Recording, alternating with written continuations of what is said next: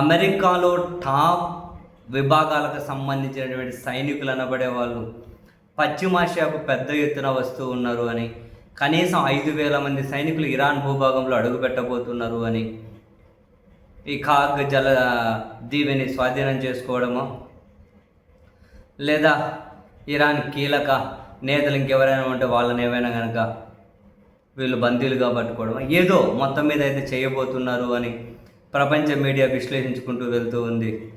ఆ మేరకు పెద్ద ఎత్తున సైనికులు పశ్చిమాసియాకు వెళ్తూ ఉన్నారు, ఇరాన్ చుట్టూ మోహరించబడుతున్నారు అని చెప్పి కథనాలు అయితే వస్తూ ఉన్నాయి. ప్రతిగా ఇరాన్ వైపు నుండి కూడా తీవ్ర ప్రతిఘటన తప్పదు అనే అంచనాలు ఉన్నాయి. ఇరాన్ స్పందన కూడా అలాగే ఉంది. నరకం ఏంటో చూస్తారు, మా భూభాగంలో అడుగు పెట్టండి అని తాజాగా అమెరికాకు ఇరాన్ చేసిన హెచ్చరిక. నరకం ఎట్లుంటుందో చూస్తారో అడుగు పెట్టి చూడండి. సరే, వీళ్ళ మధ్య ఈ ప్రతి ఛాలెంజ్లు ఎలా ఉన్నా నిజంగానే అమెరికా సైనికులు ఇరాన్ భూభాగం మీద అడుగు పెడితే పరిస్థితి ఎలా ఉండొచ్చు అని అంటే వెరీ సింపుల్. మీరు నేను ప్రపంచం మొత్తం మరింత దారుణమైన కష్టాల్లోకి వెళ్తారు. అదే ఒకరోజు 2 రోజులు, నెల 2 నెలలో ముగిసే వ్యవహారం కాదు.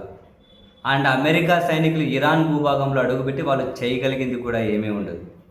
వాళ్ళకేమైనా ప్రయోజనాలు నెరవేర్చుకోవడం కోసం ఏమన్నా కొన్ని స్వాధీనంలో ఉంచుకునే ప్రయత్నం చేసినా ఆ దిశగా ఏవైనా ఒక భాగాన్ని, ఇప్పుడు కార్గినో అద్దీవినో ఏదో వీళ్ళు చేతుల్లోకి తీసుకొని పైచేయి సాధించామని చెప్పి అన్నా దాని పరిణామాలు చాలా తీవ్రంగా ఉంటాయి. ప్రపంచం మొత్తాన్ని కష్టాల్లోకి నెట్టేయాలి అంటే అమెరికా సైనికులు ఇరాన్ భూభాగంలో అడుగు పెట్టాలి. ప్రపంచంలో ఏ భూభాగం మీదైనా అడుగు పెట్టేసి కాస్త కూస్త అమెరికా సైనికులు ప్రతిఘటించగలుగుతారేమో, కానీ ఇరాన్ భూభాగంలో కష్టం. ఎందుకంటే అసలు అక్కడ బార్డర్లు చాలా బలం ఇరాన్కి.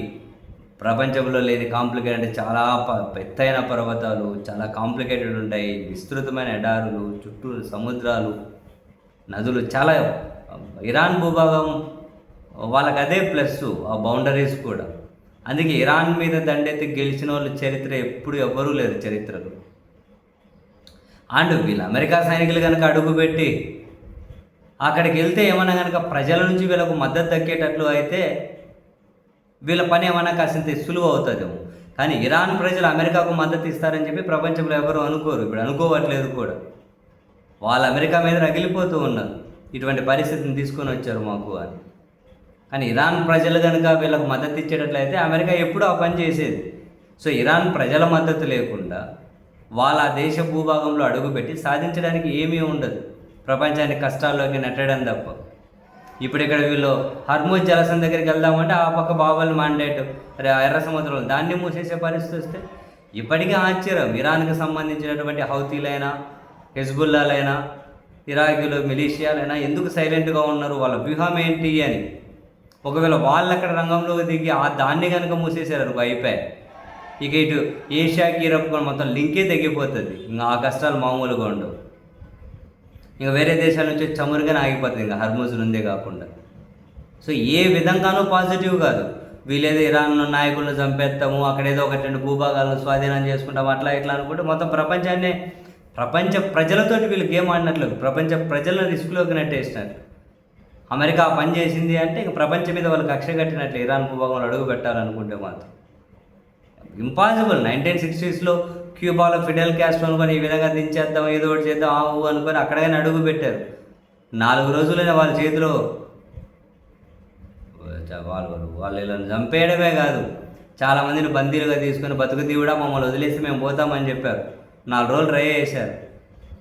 క్యూబాలో కూడా ఈ విధంగానే జ్వరపడ్డారు. మరి అక్కడ పరిస్థితి అట్లుంటే ఇరాన్ ఇంకా చాలా కాంప్లికేటెడ్. ఇరాన్ ప్రజలకు వాళ్ళ దేశం మీద ప్రేమ చాలా ఎక్కువ. ఇరాన్ తాజాగా ఒక ప్రకటన రిలీజ్ చేసింది. కొత్తగా అమెరికా ఇరాన్ మీద దురాక్రమణకు ప్రయత్నం చేస్తున్న తర్వాత, ఈ పాసిఫిక్ యుద్ధాన్ని మొదలెట్టిన తర్వాత మా 1,00,000 మంది పౌరులు మా సైన్యంలో చేరారు అని. చేరినా ఆశ్చర్యం లేదు, ఆ స్టేట్మెంట్ నిజమైనా కూడా. సో ఏ విధంగా వీళ్ళు ఇరాన్ భూభాగం మీదకు పోయి గెలుచుకొని రాగలుగుతారు? అనవసరంగా ప్రపంచానికి ఇబ్బంది పెట్టడం తప్పితే మరి ఏం చేస్తారో తెలియట్లే. ఏంటో వీళ్ళ విధానాలు ఏంటో. ఈ దాడి ఏందండి? ఒక సార్వభౌమత్వం మీద అటాక్ చేయడం ఏంటి?